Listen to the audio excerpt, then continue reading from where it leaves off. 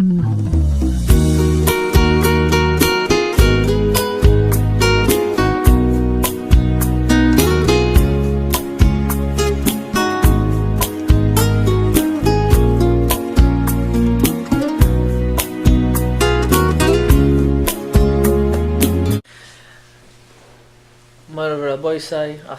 dear fellow brothers and sisters, welcome to another Tuesday night shiur. I wasn't here for 2 weeks. 2 weeks I wasn't here. My father took my place. Baruch Hashem, I just came back from Eretz Yisrael, the Holy Land. We stopped by Ukraine a little bit. I'll tell you a nice story, All my life, self-experience, you can even ask all my friends, all my life, we always planned our life. I remember growing up, we had a very weird class. When I was in high school, we was a group of friends, but we were very, very close. Until today, we're very, very close. We graduated years ago, and we still talk all the time. And we always planned our life. Like, we're going to do this, we're going to do that, we're going to do this, and you know what happened at the end? None of that happened. It's all one big dream. It was a dream. It was a dream that didn't come true. But it's good that it didn't come true. But one thing did come true. What was the dream? A lot of us in our youth always wanted very, very, very, very much to help the community.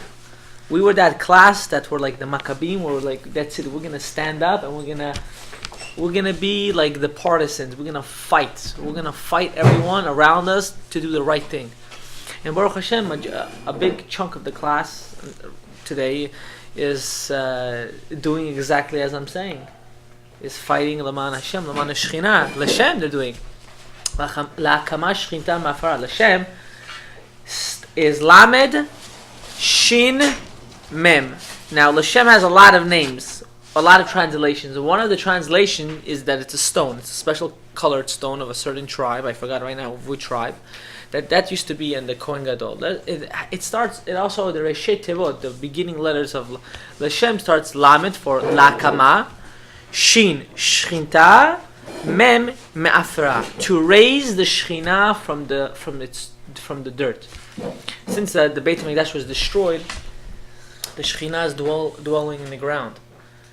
And our job in our life as doing mitzvot as Jewish people is to bring up the Shekhinah. How do we do that? By mitzvot, by Torah, by doing the right thing, saying brachot, washing our hands, wearing the kippah, going with tzitzit, not being embarrassed that you're a Yid. It's a very big thing to walk proudly as a Jew. It's a very big Kiddush Hashem. You're saving yourselves from a lot of embarrassment. I'll tell you an example. My wife, she works as a special ed, so she takes house cases, school cases, whatever the case is. Today, actually, she told me that one of her families that she works with is a Goya. She's 40 years old. She just had her first kid at 40 years old, Shem Yirachem. And a Jewish woman has to dress tzanoah. Tzanoah means she has to be all covered and so on and so forth.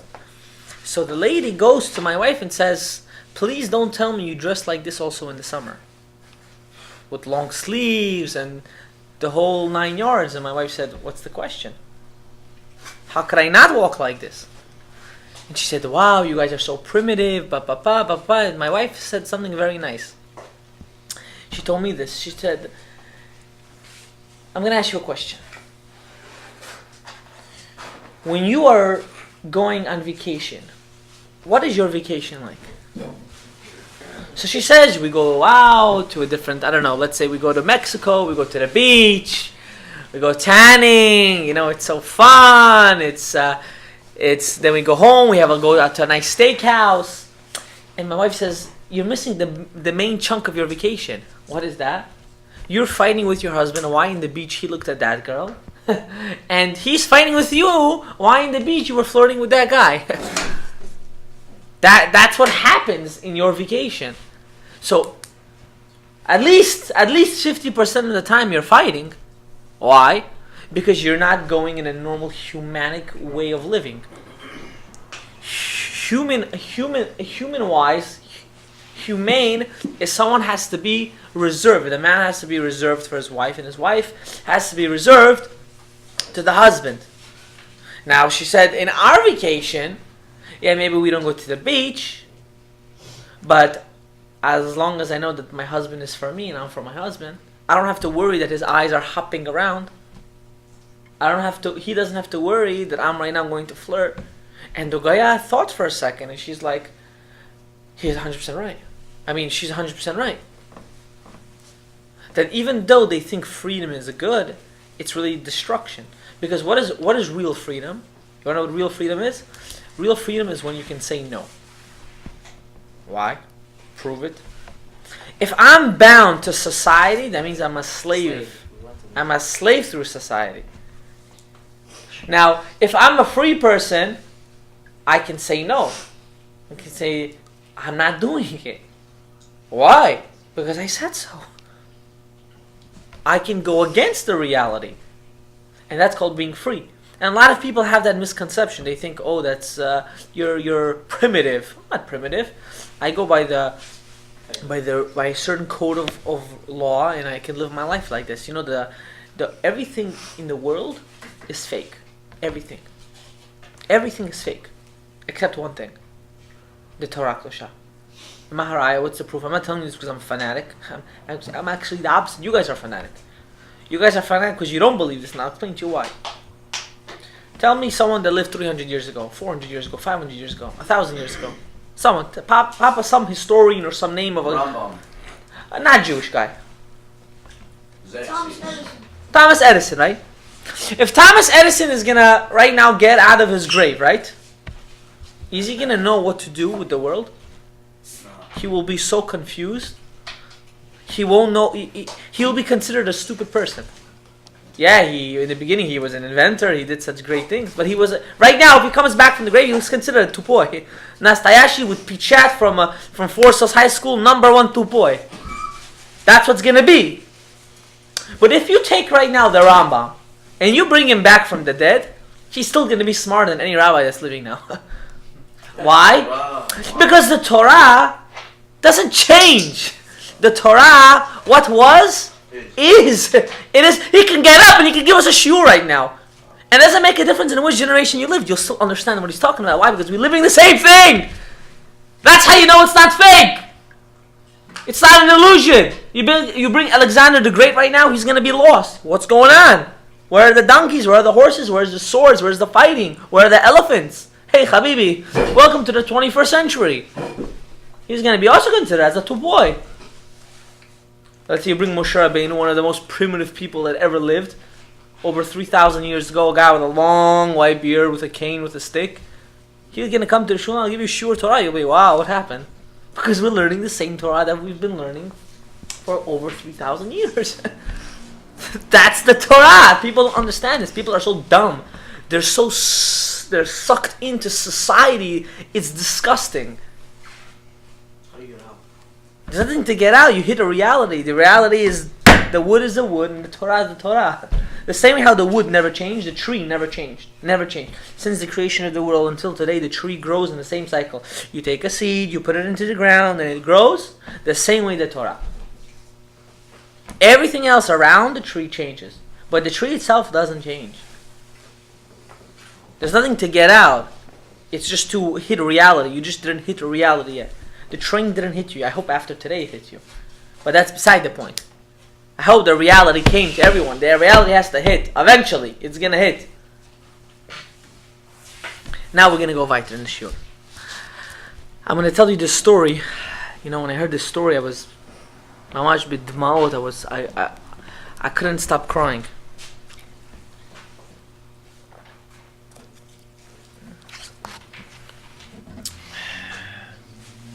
Give him some Sprite.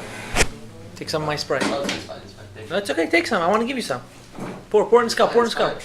Don't worry about it. Sit down. Nothing to be shy about. This place, we're a family over here. There's Coca-Cola behind you if you want also. Nothing to be shy about. We're all a family. I didn't drink from the cap if you're worried. Always in the cup. You have some more for me? No, I don't. If only you can have my cup. We're a family. I'm kidding. I'm kidding. It's a joke. Yeah. Okay, fine. Let's continue. We don't understand. Before I'm gonna say what I wanted to start, You said there was a story. I wanna first say the story. We don't understand. Excuse me, how privileged we are. We're mamasha, a generation, a very disgusting generation. We have all the luxuries in the world. A poor man, a poor person nowadays, has more luxury than a rich man 1,000 years ago. Just try to understand what I just told you.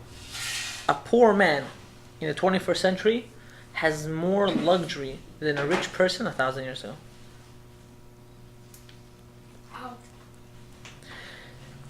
Just the freedom a poor man has, a rich person didn't even have that 1,000 years ago.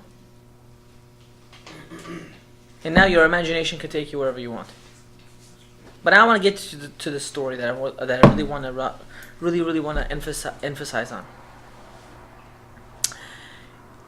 In Auschwitz, in the Holocaust, which was in Warsaw, Poland, there was open. Can I open this one? Open whatever you want. Hurry up.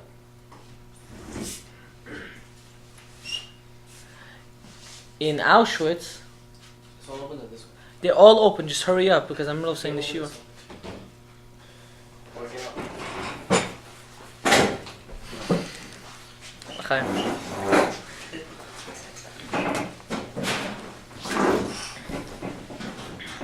Bro, does that make a difference? Ali, 100 people. Focus on that one. Yeah, the whole world's gonna see you and hear you. Jago. Shh, guys. In Auschwitz, there was a rabbi. His name was Rabbi Tzvi Hersh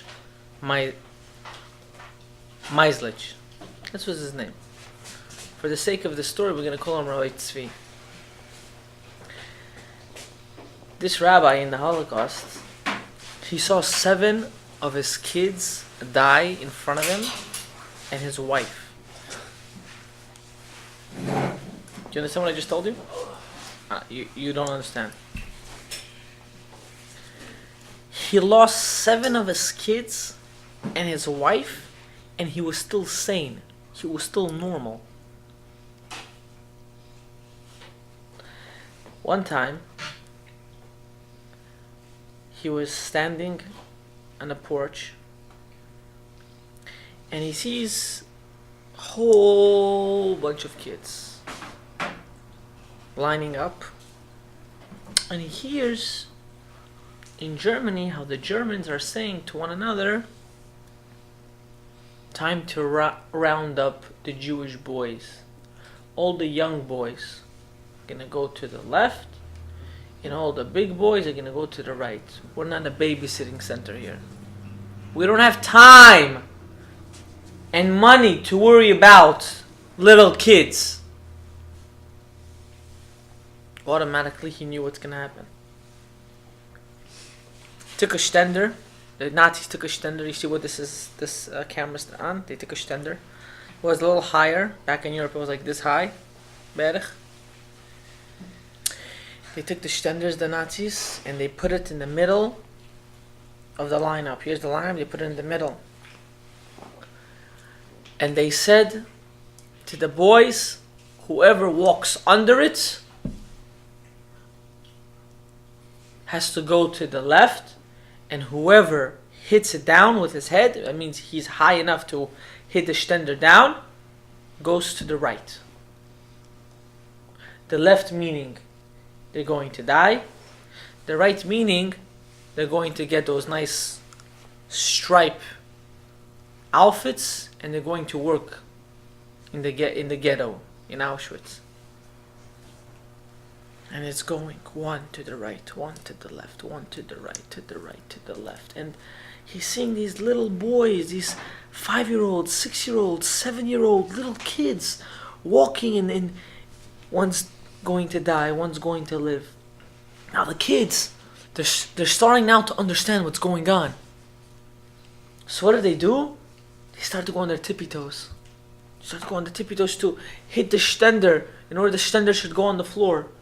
And the Nazi understood what they're doing, and right away he took out his gun and he shot a kid while he was walking. He said, "They didn't teach you in yeshiva not to lie?" A Nazi saying that. They didn't teach you in your yeshiva not to lie? And so on and so forth. All the kids were going.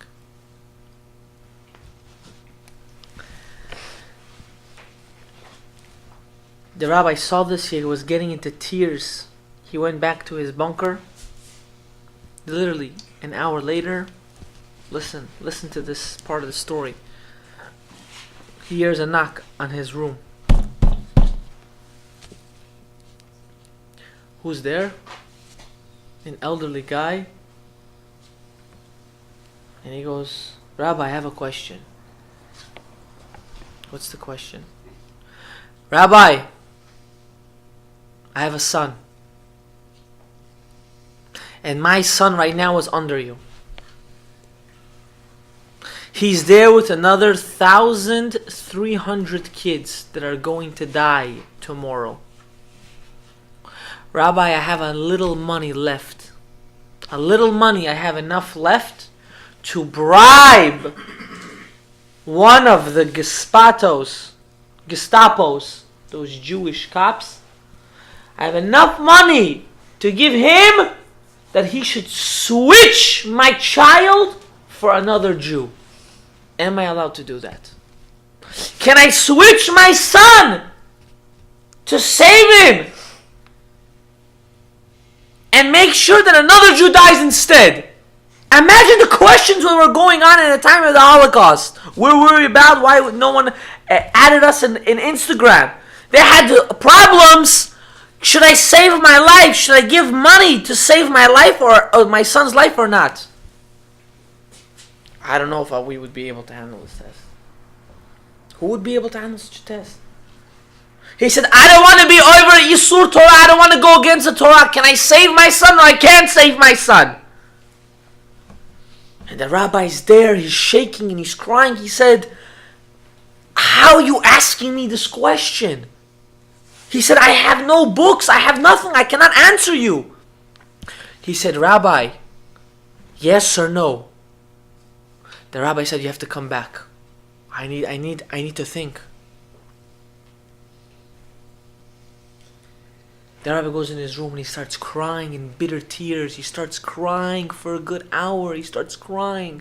The father knocks on the door. He comes and he says, he sees the rabbi's eyes bloodshot red. And he starts crying with the rabbi. And he understood that the answer is no. You can't save your son's life in order to kill another Jew. And he started crying with the rabbi. The rabbi was crying with him. And they were crying for a good hour. And the rabbi writes this in his book. He has a book that he wrote, Questions and Answers of the Holocaust. It's called Ohavei Hashem, the beloved of God. And he writes in this book that he went, before they put on the gas to kill these kids, he went to one of the Gestapos and he said, "It's Erev Rosh Hashanah.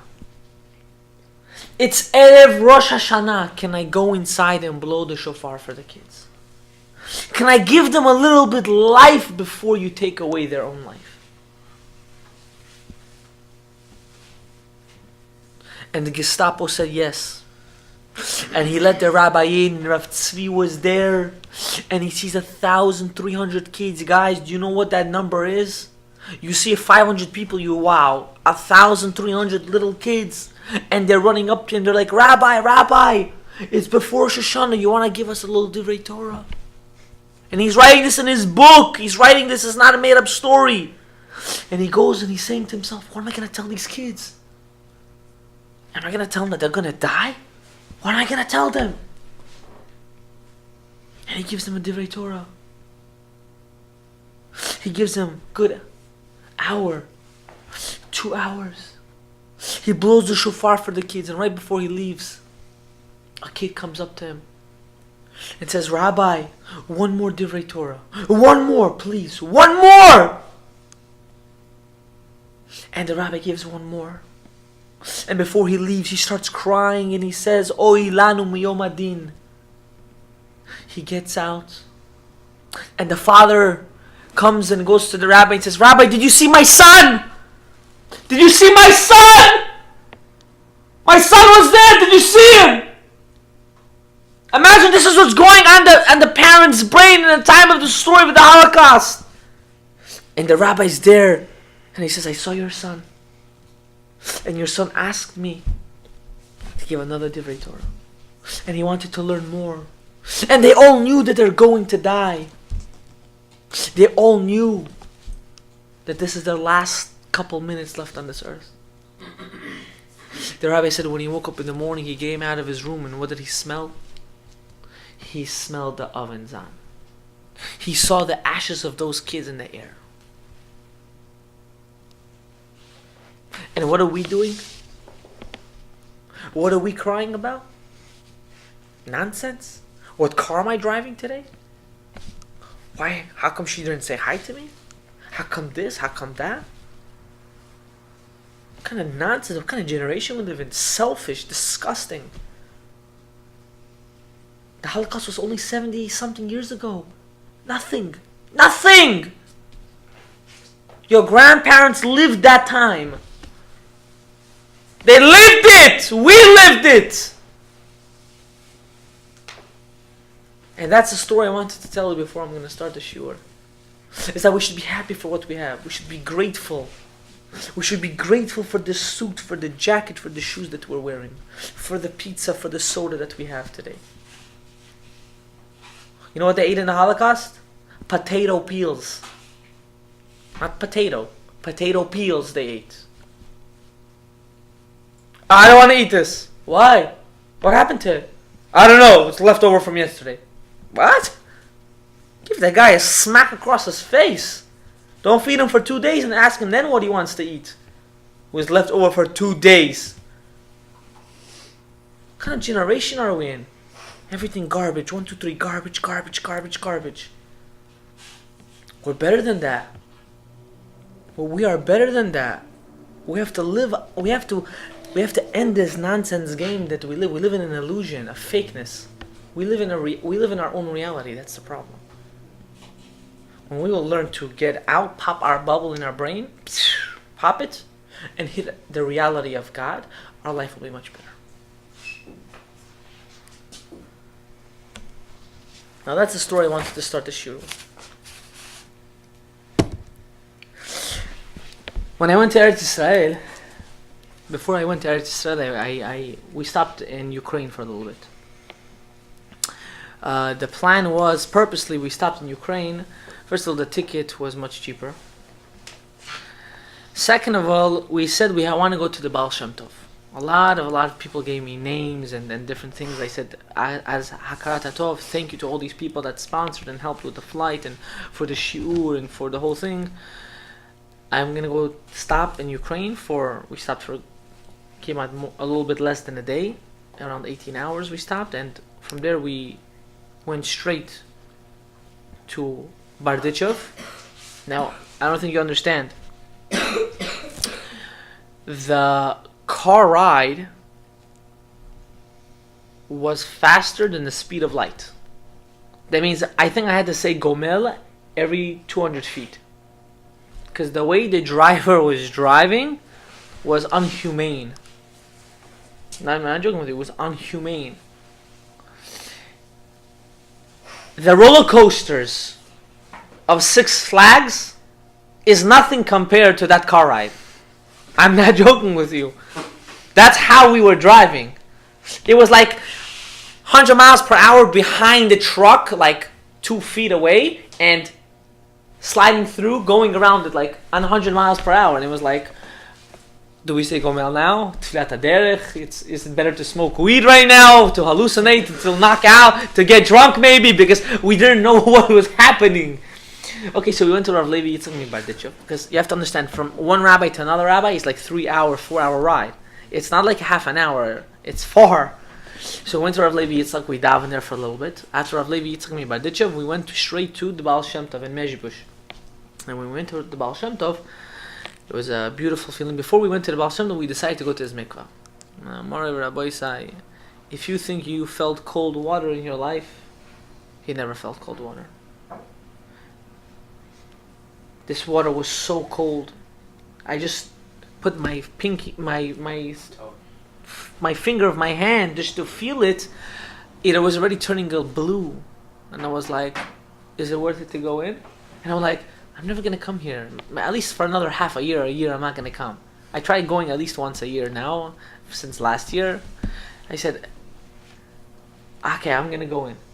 And me, Rabbi Bachayev, Rabbi Levi, and I, we went to the mikvah, but it took a little time to go in. Who's going in first? Whatever the case was, because it was very scary. Like fighting, jumping in, and it was interesting. Of course, everyone was with respect to his own thing. No one like whatever, but it was that cold. It was that cold, not big. It was that cold. Who was first, Rabbi? It's irrelevant who went first. So we came out of the mikvah, and then we went to the Baal Shem Tov. After the Baal Shem Tov, we went back to the airport, and from the airport we went to Eretz Yisrael. Now, Rabbi Isai,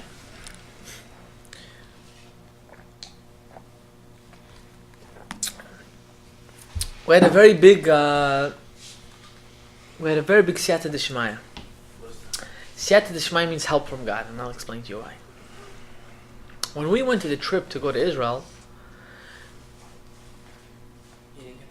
we didn't even gather enough money to pay for the flight for us three. We got very cheap tickets, Yisham. And we said to ourselves, we're only taking out of pocket whatever's left for the flight and for a car. The car cost us literally pennies. We got a very good deal. And we didn't prepare for ourselves a place to sleep, a place to eat, no Shabbos, no nothing. We said we're going there blind. We're going there, we're having faith. Now, why was it good I went to Ukraine first? Because you always hear these stories of faith by who? By the Hasidic masters. You know? You always hear this faith, and the rabbi did this. You don't hear it by the Sephardim. By the Hasidic masters, you hear it. So when we went to Ukraine, we got a good hachana, a preparation for our journey in Israel. Like God said, listen, you want Siyata d'Shmaya on your trip, you got to first go to Ukraine. You got to go see the Baal Shem. After you see the Baal Shem Tov, when you go to Eretz Yisrael, that's when you're going to have Siyata d'Shmaya. We landed in Israel. Now, we're starving. We didn't eat. And we are bugging out, we're like going crazy by the time we got the car and we got the phone, and it took some time. Where did we go? We went straight to eat something. After we ate something, we said, listen, we're in Eretz Yisrael, we have to go to Yerushalayim, we need to go to the Kotel, we need to daven. It was already getting very late, it was already time for Chatzot Layit, Tikkun Chatzot, we don't even know where we're sleeping. I thought I found a guy, the guy at the end told me no, whatever, he didn't answer the phone, it was a balagan. We're driving. Out of nowhere, one of Rabbi Levi's students, he's a much elderly guy, calls Rabbi Levi and he says, where are you staying tonight? And Rabbi Levi says, the truth is, as of now, we're sleeping by the Kotel.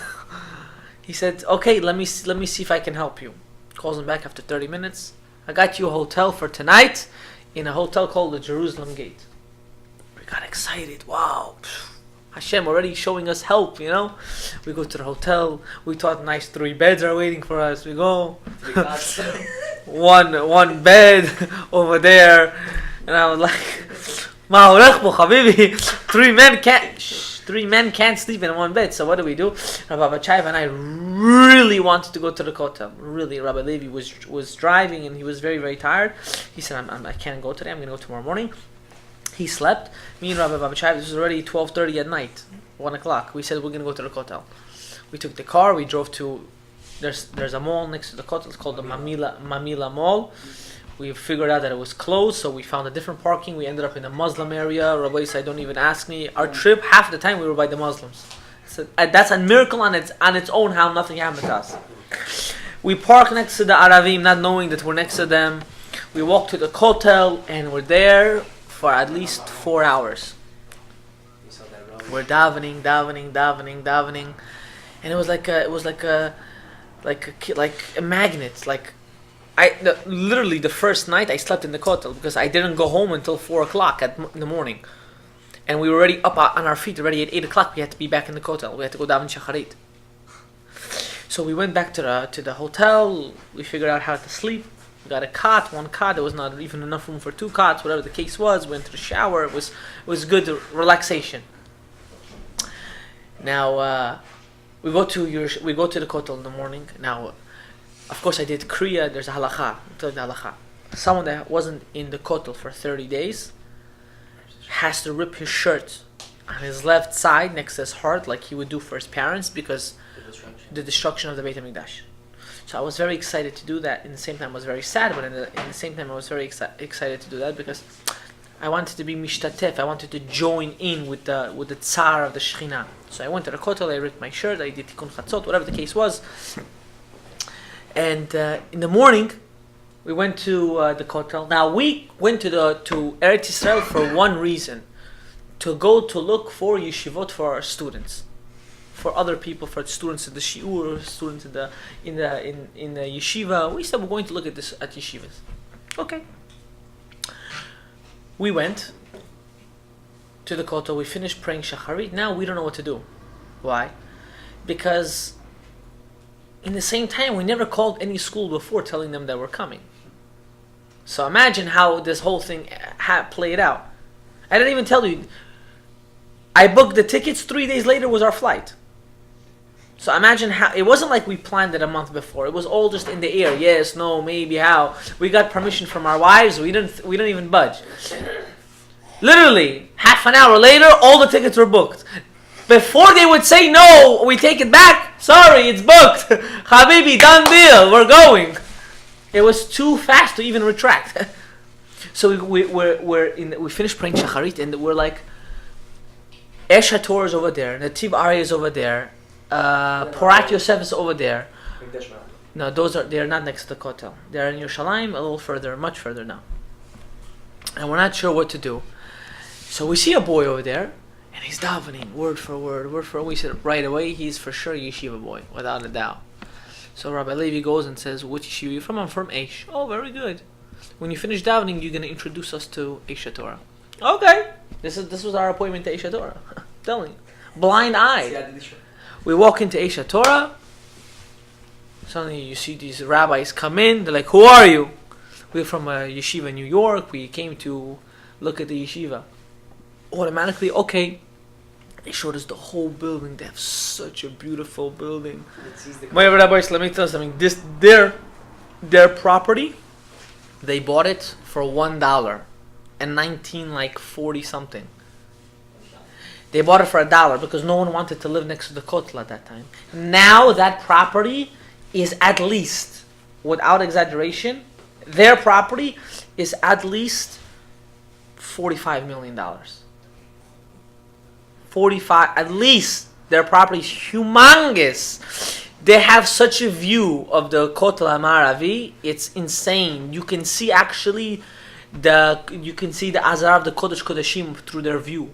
That's how beautiful their view is. Now, okay, I'm not going to talk about it. We were there for a good hour and a half. We were in the yeshiva. We spoke. We saw. We did our investigations that we came to do.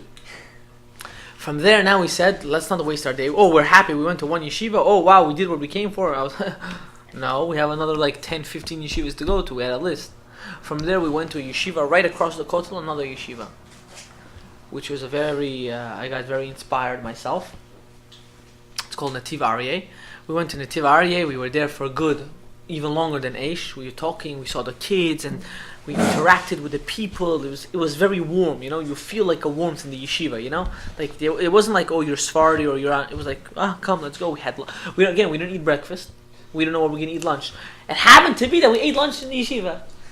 Okay, it was a good lunch actually. We sat, we ate. We knew our motto was we eat our last meal like it's our last meal. Right now we're eating lunch. Forget about it. For the next 8 days, we're not eating food. So eat this food and not for 8 days. We took some apples with us on the way, some oranges. We put it in our talit bag. We said Shalom Alach Nafshi, and we left. Rabbi said we lived like the Baal. I'm not joking. We lived like the Baal Shem Tov for these days. I'm telling you, we don't even have time to unpack our luggage. We didn't even need to pack really so much when we left because we were already all packed when we left back home. So what happened? From that yeshiva, we went to another yeshiva. I think we went to Lev Aaron. After then, we went to Migdash. We did sivuv of different yeshivas. At the end, we went to for 3 days. For 3 days, we went to different yeshivas. On the 4th day, we finished with most of the yeshivas. Now we had more or less some free time. We still want to go to 2-3 different yeshivas, but it wasn't such a rush. I decided to go to my Rebbe in R.Asher. I have a very big Chashuv Rav, actually very big Mekubal, doesn't make a difference. I went to his house, and when I was speaking to him, the same time, he was giving us some advice. We left from him. I needed to look how Hashem plays the game, whatever Rabbi say. What is Siyata Dishmaya? Oh, where did we sleep the second night? Oh, I've got to tell you! When we went to Netiv Aryeh, they asked us, where are you sleeping? We're like, we don't know. We're sleeping, you know where? 5-minute walk. You see the Kotel? You see that real estate that no one owns? It belongs to every single Jew. Yeah? We're sleeping there. We're going to put our heads down and we're going to say Tikkun Chatzot and fall asleep like saying Tikkun Chatzot. And the son of the Rosh Hashiva, Rav Bina's son, came and said, what? He said, my father has an apartment in the old city of Jerusalem. What is that? Wherever the wall is, where all the old... It's a 5-minute walk from the Kotel. He said, I'm going to give you the key. You can sleep there until Erev Shabbat. Until Friday. Until Friday, this is for you. No, until Thursday. Sorry, Friday we didn't sleep. Until Thursday, this is for you. Wow. Next 2 days now we have a place to sleep. You don't understand. If you would have to rent that place, it would cost you at least a night more than $1,000. He gave it to us. He said, here's the key, go sleep there. He didn't know us. Who are we? Maybe we were thieves or something. He gave us the key. You tell how a Jew trusts another Jew. It's like an automatic feeling. I don't need to ask anything. You're a Yid, you look like a Yid. Here, I trust you. This happened. This is fresh story. This came out of the oven. This is a fresh story. It's out of 2 weeks ago, a week ago. This is not some Baba Mice that you hear from your great grandmother. She tells you in Sayuz, Tagville, this is fresh. This is not no Cheterchi, no Samarkand stories. This is fresh American Israel stories. So what happens after? Okay, I'm gonna skip forward back to the 3rd day. I think it was Wednesday, Thursday. We're getting ready. I went to meet my Rebbe, I told you, and over there, my father told me to pick a package up for him. When I went to pick up a package, there was a very well-connected guy that was doing a favor for my father. And he came to us and he said, why did you come to Israel? We told him, and he said, you guys are all stupid. We're like, why? He said, go to the Gdolei Olam in America. Tell them what you guys do. What's your yeshiva? In order to get a meeting with a rabbi, you need to at least in months in advance make phone calls. Months. He's like, what months? Call them, nudge them, bother them. We're now dumbfounded. Why? You have 3 American guys, don't know anything. Yeah, we know the language somewhat, but other than that, we don't know anything. We go there, and we take all the phone numbers of all these rabbis. Phone numbers that would take you years to collect, we got it like that. This guy, I don't know how he had all the numbers of all the Gdolei Olam. Of over there. And I, you guys saw the pictures of all these rabbis. I'm gonna one by one tell you all the names. Now, the first rabbi we went to was Rav Mutzafi. Now, in order to get to Rav Mutzafi, it's not that simple. Let me tell you what happened. He gives a shiur, I think in Chulon, in Tel Aviv area. Now, we called one of his gabbais. We said, listen, we need to speak to the rabbi. It was an emergency matter. And he comes and he says, listen, the rabbi doesn't see people. But like we're begging him. He needs to go to shiur. If he likes you, maybe he'll sit with you for a minute. Minute? Okay. The rabbi was running late. He was rushing. Suddenly he comes. He saw 3 banditi rabbis, hat down. Come, well, listen, we want to talk to you. I have no time. I'm late to my shiur. He's a very punctual guy. And in the beginning, this rabbi, he has a custom, and whoever comes to cutting hair and this kind of stuff. So he also, one of the guys there's like, go tell him about the yeshiva. And he makes an announcement about the yeshiva. There's a yeshiva called Laman Achai, and also organization Lashem, and so on and so forth. And they help Jewish people. And he said, he after he finished, he said, you okay? Finished? We're like, yeah. Then Rabbi Levi and Rabbi Babashai said, listen, we need to have a one-on-one sit down with him. This is not good. We need hardcore. Now the rabbi is leaving, and he gets in his car, and now his driver is leaving. He said, the rabbi has no time. You know, you have to understand, when you work for a rabbi, you got to be very rude, because the rabbi himself he's on a clock. He needs to go. Now, if anyone knows me, fire don't work so well. Now listen, what happened? I go into the door. I open the rabbi's. The rabbi's closing the door, and I open it. The rabbi almost fell. I tell you the truth.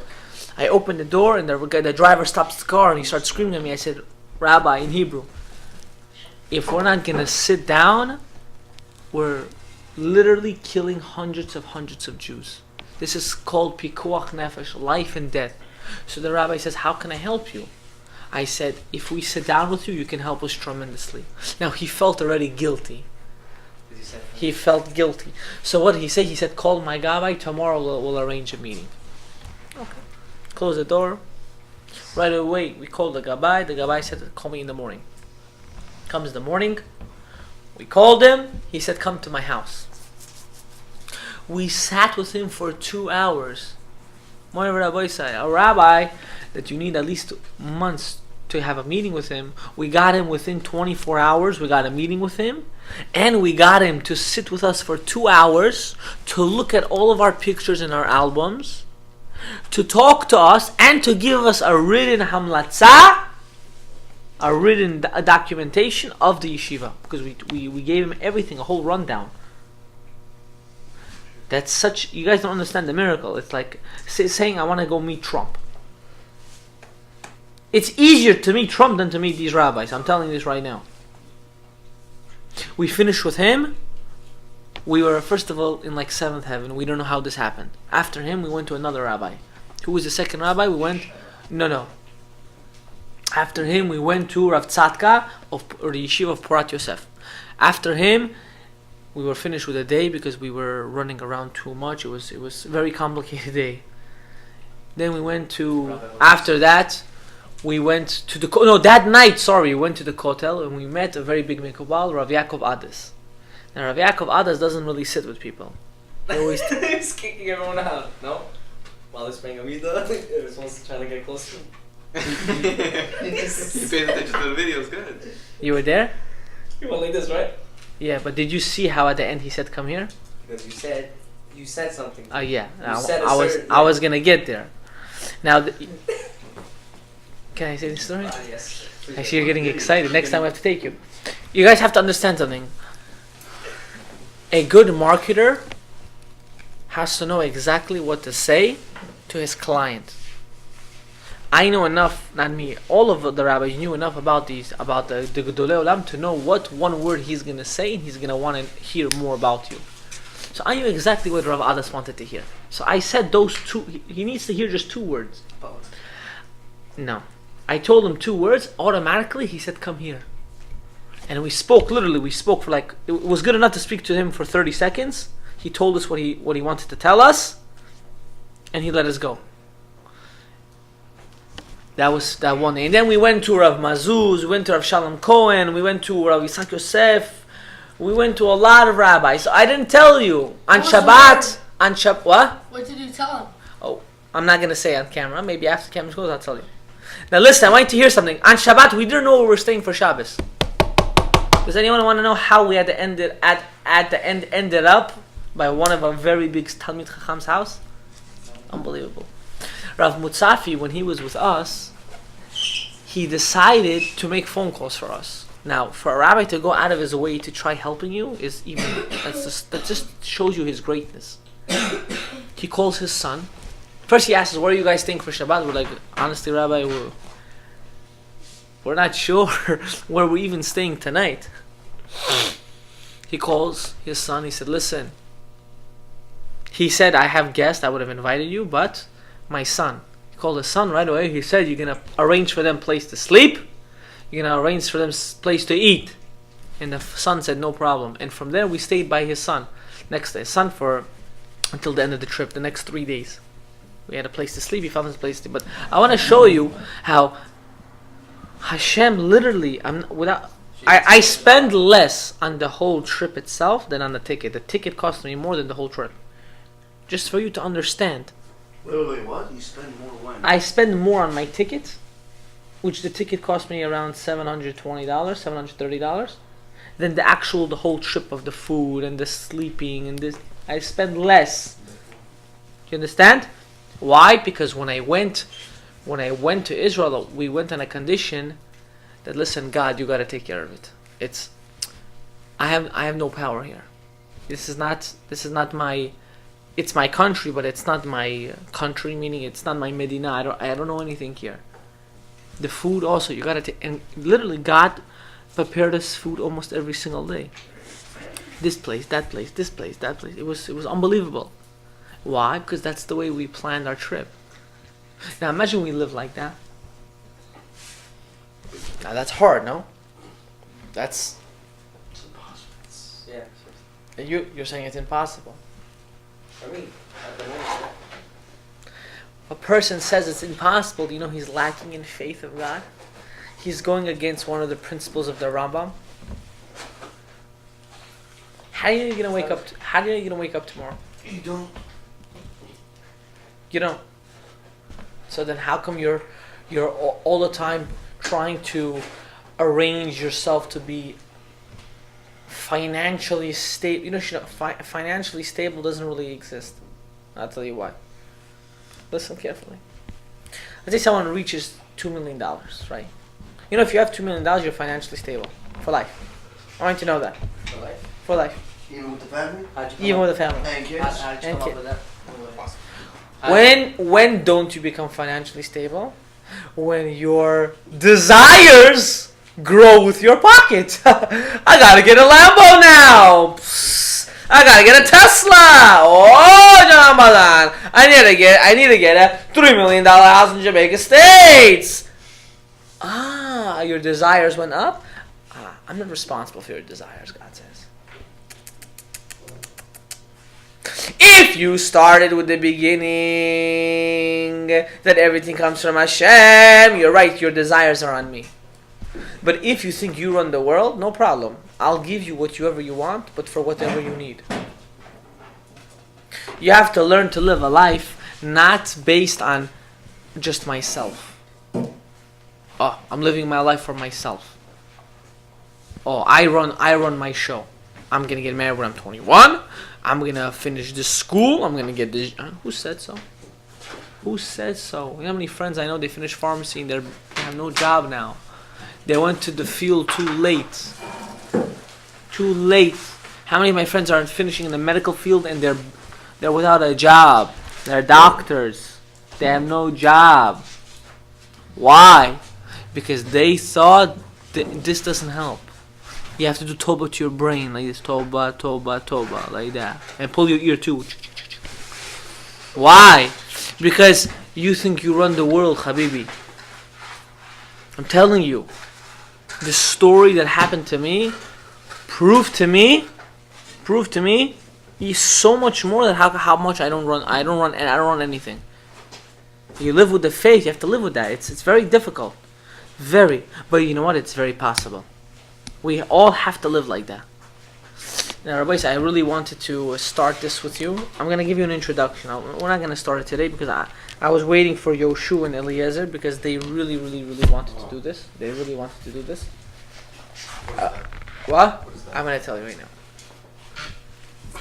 I'm going to give you a little introduction. This is what I'm going to give next week. I wanted to give this next week. This introduction this week. Next week, I guess. Whatever.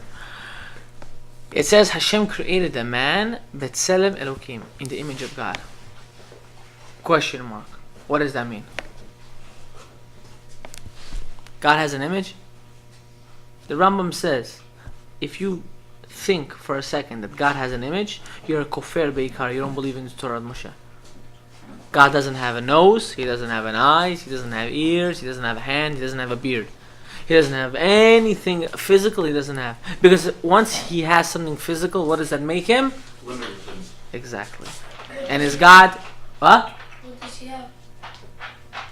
He's unlimited. Light. No, we say light because that's the only thing that we can understand as a unlimited identity. But in generally, God is everything. Your hat, God is it. You know that? If it wasn't for the fact that God is inside that hat, you wouldn't have a hat.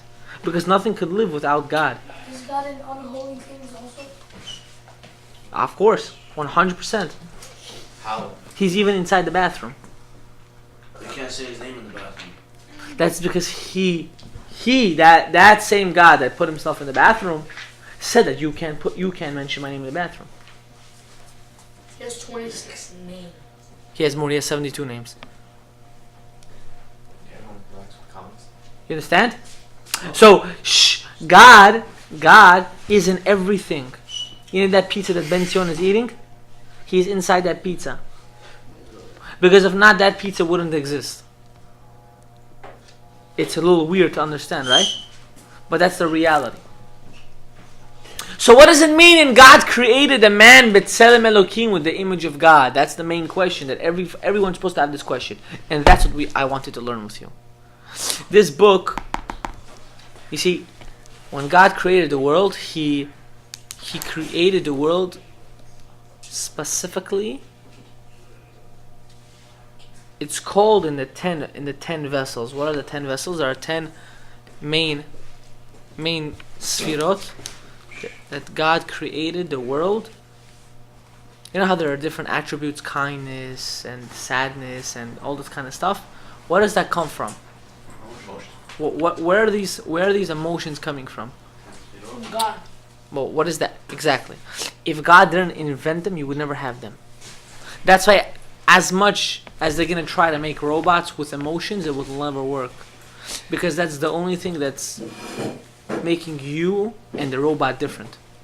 The robot can do what you do and 10 times better, but it cannot feel what you feel. Why? Because how can something that's unlimited, which is godliness, be put into a robot which was created from something that is limited, which is a human? Only God, which created man, which He is unlimited, and created us, which is limited, can put in us the feeling of unlimited. I just confused all of you right now. Our soul is unlimited? Our soul is not only unlimited, it is unlimited. What feeling do we have that is unlimited? Your emotions. Your emotions that you have, it's a backfire of God being inside of you. So how would God put that something that will backfire Himself? No, it's a good backfire. That's a proof that God's in you. Ma'araya, what's the proof? I have a robot. I created a robot. Artificial robot. Right? Does it have feelings? No. Can it do what you do? Yeah. So what's the difference? One has feelings, one doesn't. That feeling that robot has, that you have and the robot doesn't have, that's the godliness. What if a person doesn't have feelings? That's not true. It doesn't exist. I know we'll talk about it later. It doesn't exist. Every human has feelings. There are conditions that they don't, but that's a very severe case. They're considered like autistic in a way. We're not going to get into it. Which again, you don't have that problem. What? Understand? Now, what is this book? This book that I wanted to start learning was these 10 sfirot, these 10 characteristics, these traits, to show them in us how we have it. I made even booklets about it. I went out of my time to go to the printing store and I created booklets. Why? Just because of this. I think now we can start. Where's Eliezer? Mom's You know the Huh? divinity- Shh. His mommy's birthday. His mother's birthday. Yeah. Okay. Happy birthday to her. What do you have to say? Yeah, has the mitzvah of kibud avayim?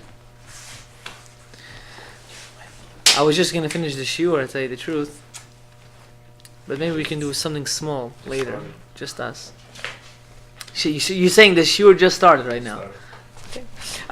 Yoshua, remember this book I gave to you when your graduation? Yeah.